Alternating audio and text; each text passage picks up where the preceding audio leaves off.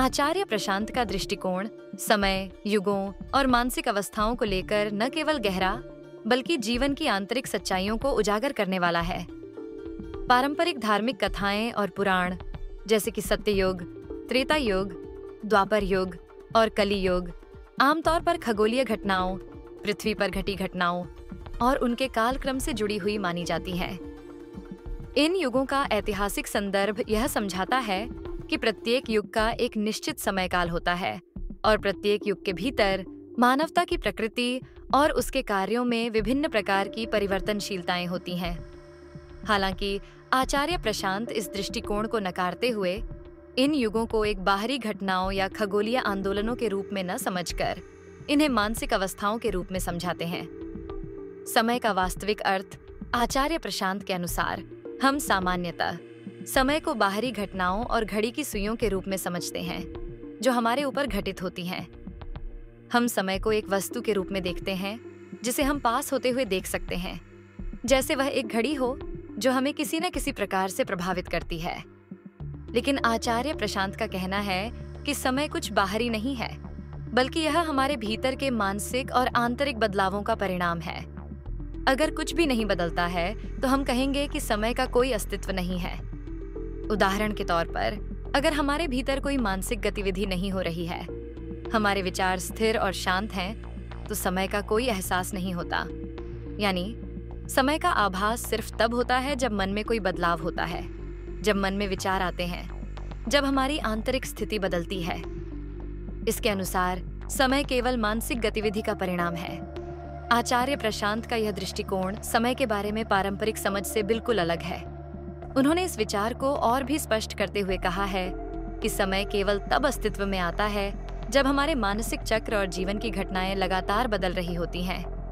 यही कारण है कि हमें समय का एहसास होता है, क्योंकि हमारे भीतर बदलाव होते रहते हैं। जब हम शांत होते हैं, जब हमारे मन में स्थिरता होती है, तो हम समय को नहीं अनुभव करते। इसलिए समय का वास्तविक अर्थ केवल हमारे भीतर के मानसिक बदलावों से जुड़ा हुआ है। युगों का मानसिक पहलू।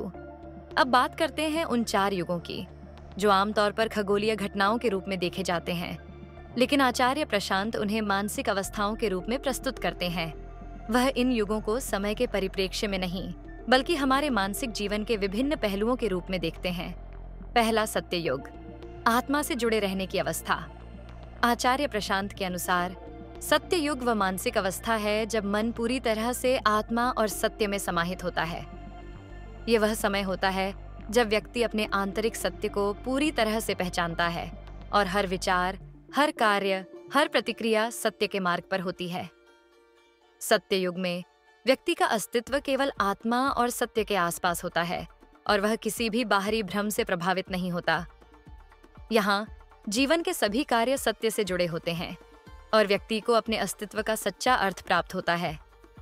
सत्य युग का अनुभव बाहरी घटनाओं या खगोलीय बदलावों से जुड़ा नहीं होता, बल्कि यह पूरी तरह से उस व्यक्ति की मानसिक अवस्था और आत्मज्ञान पर निर्भर करता है।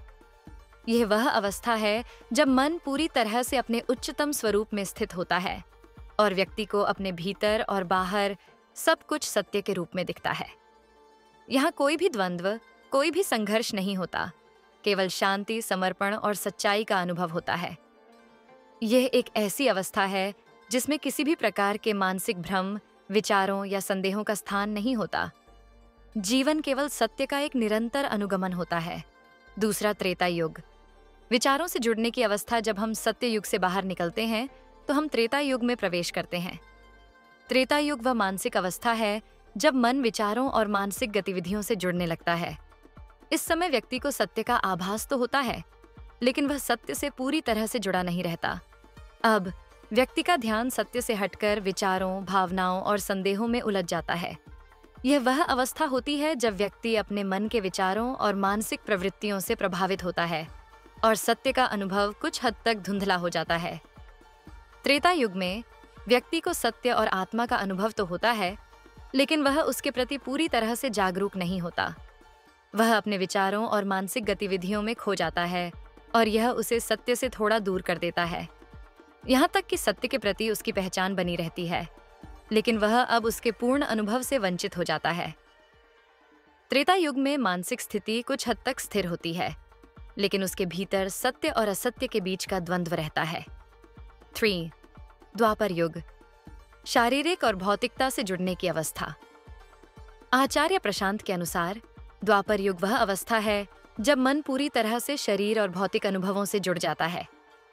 इस युग में व्यक्ति अपने अस्तित्व को अपनी शारीरिक अवस्थाओं और भौतिक दुनिया से पहचानने लगता है। अब व्यक्ति का ध्यान अपने शारीरिक सुखों, भौतिक इच्छाओं और बाहरी दुनिया की परिस्थितियों में चला जाता है।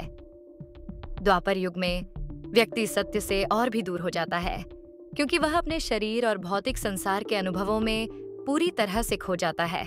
यह मानसिक अवस्था एक ऐसी स्थिति होती है जब व्यक्ति अपनी पहचान शरीर और भौतिक सुख साधनों के साथ जोड़ता है। वह भौतिक संसार में सत्य और शांति की खोज करता है, जबकि वह आत्मा और सत्य से पूरी तरह से विमुख हो चुका होता है। यहाँ पर व्यक्ति के जीवन का केंद्र उसकी भौतिक इच्छाएं, धन, संपत्ति और अन्य सांसारिक सुख बन जाते हैं, और वह सत्य और आत्मा के अनुभव से बाहर निकल जाता है। 4. कली युग, संसार के भ्रम में खो जाने की अवस्था। आखिरकार कली युग वह मानसिक अवस्था है जब मन पूरी तरह से बाहरी संसार की अस्थिरता, भ्रम और विकारों में खो जाता है। यह वह अवस्था है जब व्यक्ति को न तो सत्य का अनुभव होता है, न ही आत्मा का। कली युग में मन पूरी तरह से सांसारिक कष्टों और भ्रमों में उलझा रहता है। यहाँ व्यक्ति अपना अस्तित्व केवल बाहरी संसार और शारीरिक सुखों में ढूंढता है, और आत्मा तथा सत्य से उसका संबंध समाप्त हो चुका होता है। यह मानसिक स्थिति असत्य, भ्रम, अज्ञान और संघर्ष से भरी हुई होती है। कली युग का अनुभव बाहरी संसार के भ्रष्टाचार और दुखों का परिणाम होता है, और व्यक्ति अब सत्य और आत्मा से बिल्कुल अज्ञात हो जाता है। इस अवस्था में जीवन केवल संघर्ष, दुख और अस्थिरता से भरा होता है। आचार्य प्रशांत का यह दृष्टिकोण यह समझाने में मदद करता है कि युगों का संबंध केवल बाहरी घटनाओं या खगोलीय घटनाओं से नहीं है, बल्कि यह हमारे भीतर के मानसिक बदलावों, मानसिक शांति और जीवन के अनुभवों से संबंधित है। जब हम सत्य से जुड़े होते हैं तो हम सत्य युग का अनुभव करते हैं। जब हमारे विचार और संदेह हमारे सत्य से दूर हो जाते हैं तो हम त्रेता युग का अनुभव करते हैं। जब हम अपने शरीर और भौतिक इच्छाओं में खो जाते हैं तो हम द्वापर युग का अनुभव करते हैं, और जब हम पूरी तरह से संसार के भ्रम और अस्थिरता में खो जाते हैं तो हम कली युग का अनुभव करते हैं। इन युगों का कालखंड नहीं, बल्कि मानसिक अवस्थाओं के रूप में अनुभव किया जाता है, और यह हमें अपनी आंतरिक स्थिति और जागरूकता के आधार पर स्पष्ट होता है।